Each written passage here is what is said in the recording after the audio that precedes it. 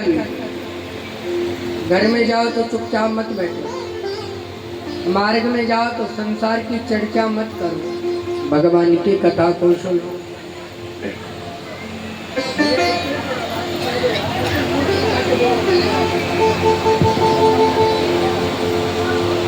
इसलिए जब घर में जाओ तो भगवान का कीर्तन करो। श्रवणम कीर्तनम विष्णु स्मरणम पाद सेवनम। और उसके बाद भगवान का स्मरण करो, भगवान को कभी भूलो मत। स्मरण अगर सीखना है तो सबरी मैया से सीखो। गुरुजी ने कहा था कि भगवान आएंगे, तो भगवान की प्रतीक्षा में पड़ी रही और एक दिन भगवान को आना पड़ा। नैमी सारे नामक तीर्थ में 88,000 बैठे हुए, धर्म की चर्चा होने लगी, क्योंकि जो भगवान के भक्त रुकते नहीं हैं, वो कहीं भी होंगे, कहीं पर कथा हो रही है, सब काम छोड़ करके दौड़े चले आएंगे। तो वेदव्यास भगवान के परम शिष्य जिनका नाम है सूत जी महाराज, सूत जी महाराज का आगमन हुआ और सारे ऋषि सूत जी को प्रणाम करने लगे। ध्यान मूलम गुरुर्मूर्ति, पूजा मूलम गुरुपदम, मंत्र मूलम गुरुर्वाक्यम, मोक्ष मूलम गुरु कृपा।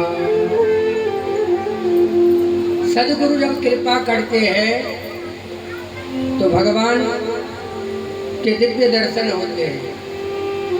इसलिए सूत जी को आसन दिया, सारे ऋषि प्रसन्न हो गए और कहा, हे गुरुदेव, इस घोर कलयुग में प्राणियों का मन भगवान की कथा में नहीं लगता। कलयुग आने वाला है, कलयुग में लोगों की बुद्धि बिगड़ जाएगी, हर व्यक्ति पाप करने लग जाएगा, भाई भाई का दुश्मन बन जाएगा, माता पिता की कोई नहीं सुनेगा। ऐसे प्राणियों के लिए उत्तम मार्ग क्या है, क्या करना चाहिए?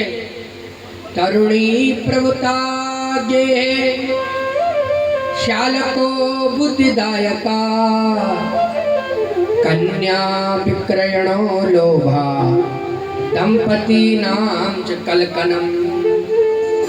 घर में बहू आते ही अपना हुक्म चलाना शुरू कर देती। तरुणी प्रभुता गेहे, शालको बुद्धिदायका। और भाई कितना ही पढ़ा लिखा क्यों ना हो, पर भाई भाई की सलाह नहीं लेगा। किसकी सलाह लेगा? साले साहब की सलाह लेगा। हमको मकान बनाना है, कैसे बनाना है जरा बता दो। हमको कोई नया कार्य करना है, कैसे करेंगे? शालको बुद्धिदायका। और कन्या विक्रयणो लोभा, दंपति नाम च कलकनम। कन्यादान करने वाला पिता ही कन्या का धन खाएगा। रामचंद्र जी कहे सिया से, ऐसा कलयुग आएगा, हंस चुनेगा दाना खुन का, कौवा मोती खाएगा, कौवा मोती खाएगा। कन्यादान करने वाला पिता ही कन्या का धन खाएगा। मंदिर सुना सुना होगा, भरी रहेगी मधुशाला, घर के आंगन में नाचेगी घर की मधुबाला। मंदिर सुना सुना होगा, भरी रहेगी मधुशाला।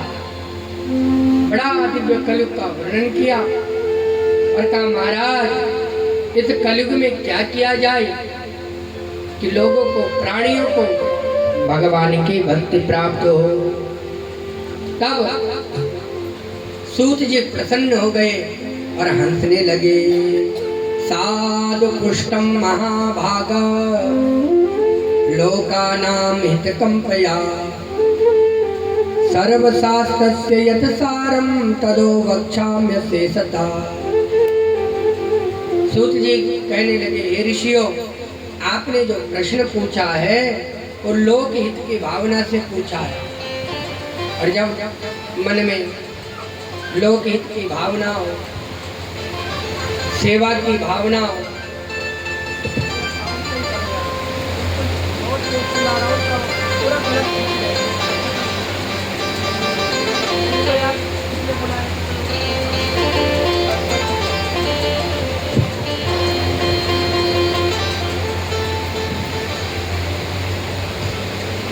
बोले जगदम्बा मैया की जय। साधु पुष्टम महाभागा लोकानां हितकंपया। लोक भावना की कामना से कार्य करो। जिनके मन में परहित की भावना है, जिनके मन में परहित की भावना है, उनके लिए कोई भी वस्तु संसार में दुर्लभ नहीं है। इसलिए जटायु जी ने जब अपना शरीर त्यागा तो भगवान राम ने जब जटायु को देखा तो जो भगवान तब नहीं रोए जब उनको वनवास हो गया, जो भगवान तब नहीं रोए जब पिता का मरण हो गया, सीता का हरण हो गया, वो जटायु को देख करके रोने लगे। और तब जटायु ने कहा था कि हे परमात्मा, मैंने ऐसा कौन सा कार्य किया कि जो मरते हुए आपके दर्शन हो गए। तो भगवान कहते, सुन, जल भारी नयन कहीं रघुराई, जल भारी नयन कहीं रघुराई, तात करम ते निज गति पाओ, तात करम ते निज गति पाई, परहित बस जीन के मन माई, परहित बस जीन के मन माही, बिन कहूँ जग दुर्लभ काछो नाई, बिन कहूँ जग दुर्लभ काछो नाई, जल भारी नयन कहीं रघुराई, जल भारी नयन कहीं रघुराई, तात करम ते निज गति पाई, तात करम ते निज गति पाई। भगवान कहते, जिनके मन में परहित की भावना है, समाज के हित की भावना है, लोक कल्याण की भावना है, परमात्मा उनको सब कुछ देता है, जो केवल अपने बारे में नहीं, संसार के बारे में, धर्म के बारे में सोचता है। हे ऋषियों, जो देवी भागवत की कथा को सुनता है उस जीव का कल्याण हो जाता है। वेदव्यास भगवान ने वेदों के 4 विभाजन किए, 4 शिष्यों को पढ़ाया और कहा जिनको वेदों का ज्ञान न हो उनके लिए क्या किया, महाभारत की रचना करी, 18 पुराण लिखे, महाभारत ग्रंथ की रचना करी। जन्मेजय के पिता परीक्षित को जब तक्षक नाग ने काट लिया तो अपने पिता के कल्याण के लिए जन्मेजय ने देवी भागवत की कथा को सुना और जब नवापरायण पूरा हो गया तो राजा मणिद्वीप धाम को चले गए। इसलिए देवी भागवत कथा सब कुछ देने वाली है। अगर आपको संसार में सुख चाहिए, संसार का वैभव चाहिए, संसार में धन चाहिए, संसार में पद प्रतिष्ठा चाहिए, तो केवल माँ भगवती की उपासना करो। देवी भागवतम नाम धर्म कामार्थ मोक्षदम। माँ भगवती की कथा धर्म को देने वाली है, माँ भगवती की कथा अर्थ को देने वाली है, माँ भगवती की कथा कामनाओं को पूर्ण करने वाली है। इसलिए 9 दिन तक अगर कोई नित्य माँ भगवती की कथा सुने तो उस जीव का कल्याण हो जाता है। आदि से आदि घड़ी, आदि से पुनियाद, तुलसी संगत साधु की हरे कोटि अपराध। इसलिए 18 पुराणों में अगर कोई श्रेष्ठ है तो माँ भगवती का दिव्य ये देवी भागवत महापुराण है। गंगा में जाने पर, गया में जाने पर, प्रयागराज में जाने पर, पुष्कर में जाने पर जो फल मिलता है वही फल जीव को देवी भागवत की कथा सुनने से मिल जाता है।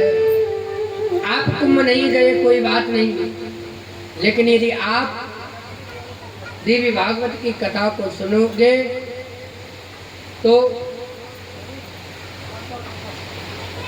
जो प्रयाग में जाने पर फल मिलता है वही आपको मिलेगा। आज हमारे बीच में व्यास जी, शोभरा, नियाल जी का भी आगमन हुआ। एक बार जरा करतल ध्वनि से तालियां बजाए। बहुत बहुत साधुवाद।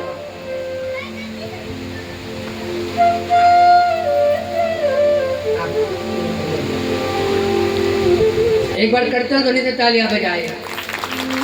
संत मिलन सम सुख जग नाई, नहीं दरिद्र सम दुख जग माई।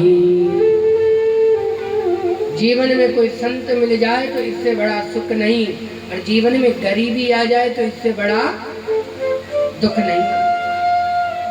गरीबी में अपने भी पराये हो जाते हैं साहब, सुख आने पर सब अपने हो जाते हैं। इसलिए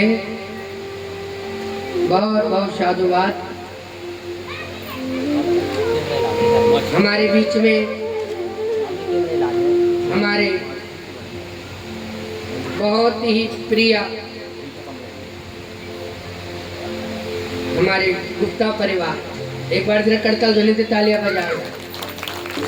इसी यज्ञ में सबसे पहला जो सहयोग मिला गुप्ता परिवार का मिला। एक बार जरा हमारे वकील साहब के लिए करतल ध्वनि से तालियां बजाओ। अभी तो आप निरंतर यज्ञ में आएंगे,